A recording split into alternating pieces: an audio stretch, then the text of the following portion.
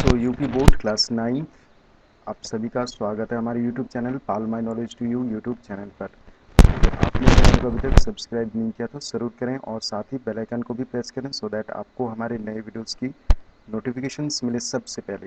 तो इस वीडियो में आप देख रहे हैं हिंदी काव्य खंड का 7वां पाठ दान, और ये इस पाठ का चौथा पाठ है। तो चलिए शुरू करते हैं चौथे छंद से।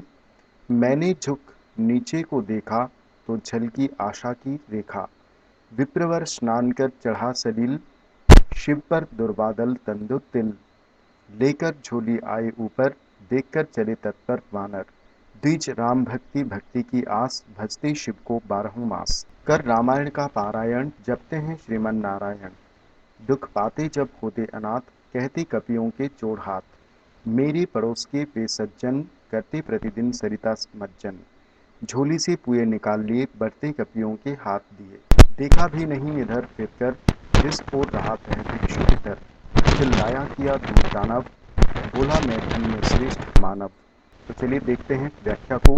तो निराला जी कहते हैं कि भिखारी की अवस्था के विषय में सोचते सोचते मैंने झुक नीचे को देखा, पुल के नीचे देखा तो मैंने झलकी आशा की रेखा, तो मुझे एक आशा की किरण दिखाई पड़ी। रेखा या किरण, तो आशा की किरण मुझे दिखाई पड़ी।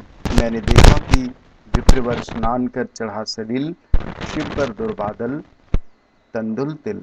विप्रवर अर्थात श्रेष्ठ ब्राह्मण, मैंने देखा कि एक श्रेष्ठ ब्राह्मण स्नान कर अर्थात नहाकर, शिव पर अर्थात शिव जी पर, दुर्बादल अर्थात दूब की नाल, तंदुल अर्थात अक्षत, तिल और सलील अर्थात जल, चढ़ा अर्थात चढ़ाकर, लेकर झोली आए ऊपर, देखकर चले तत्पर वानर, तो जल चढ़ाकर अपनी झोली संभाले ऊपर आ रहे थे, और उन्हें ऊपर आता हुआ देखकर बानर अर्थात बंदर तत्पर अर्थात शीघ्रता से ही उनकी ओर चल पड़े, उनकी ओर बढ़े। द्विज राम भक्ति भक्ति की आस, भजते शिव को 12 मास। तो ये जो द्विज है, ब्राह्मण है, ये भगवान श्री राम के परम भक्त, और यही भक्ति की आस लिए वो 12 मास अर्थात 12 महीने शिव जी का भजन और कर रामायण का पारायण, जपते हैं श्रीमन नारायण। तो शिव जी का भजन और रामायण का पारायण अर्थात नियमित पाठ करते थे और श्रीमन नारायण मंत्र का जाप करते थे। दुख पाते जब होते अनाथ, कहते कपियों के जोड़ हाथ। तो जब जब इन पर दुख आता तब स्वयं को अनाथ अर्थात अकेला असहाय समझते, तो कपियों के जोड़ हाथ अर्थात बंदरों को हाथ जोड़कर आए संकट को दूर करने की विनती करते थे, कहते, तो जोड़कर कहते थे कि मेरे ऊपर ये विपत्ति आई है, दुख के बादल आ गए हैं, तो मेरी ये जो दुख है, संकट है, इसे दूर करो। तो बंदर से वो दुख का जो संकट है उसे दूर करने की विनती करते थे। मेरी पड़ोस के वे सज्जन, करते प्रतिदिन सरिता मज्जन।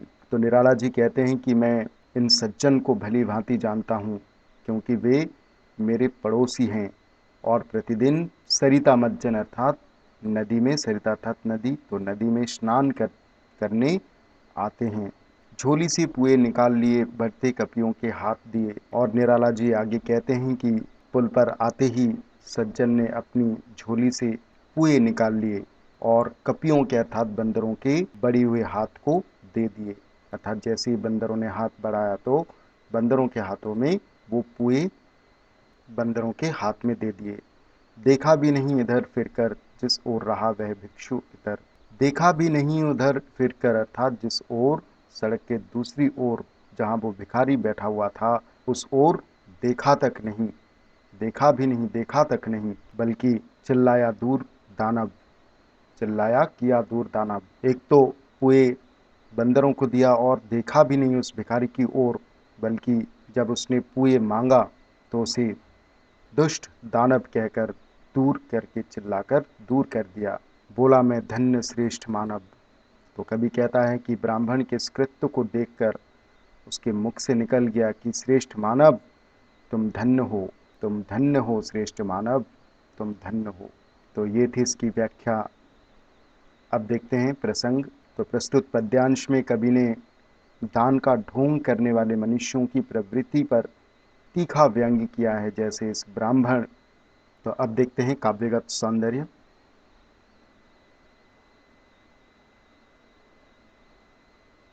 काव्यगत सौंदर्य, तो सबसे पहला पॉइंट है भाषा। भाषा है खड़ी बोली।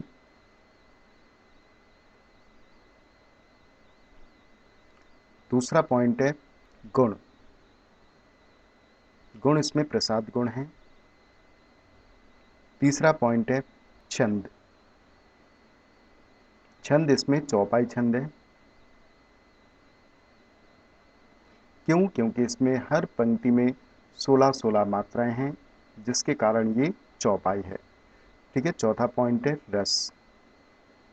रस मैंने आपको बताया था कि इसमें बिल्कुल शांत और करुण रस, आपके हृदय में भी करुण अर्थात दया भाव उत्पन्न हो गया होगा, तो जिसके कारण यहाँ पर करुण और शांत रस है। करुण और शांत रस।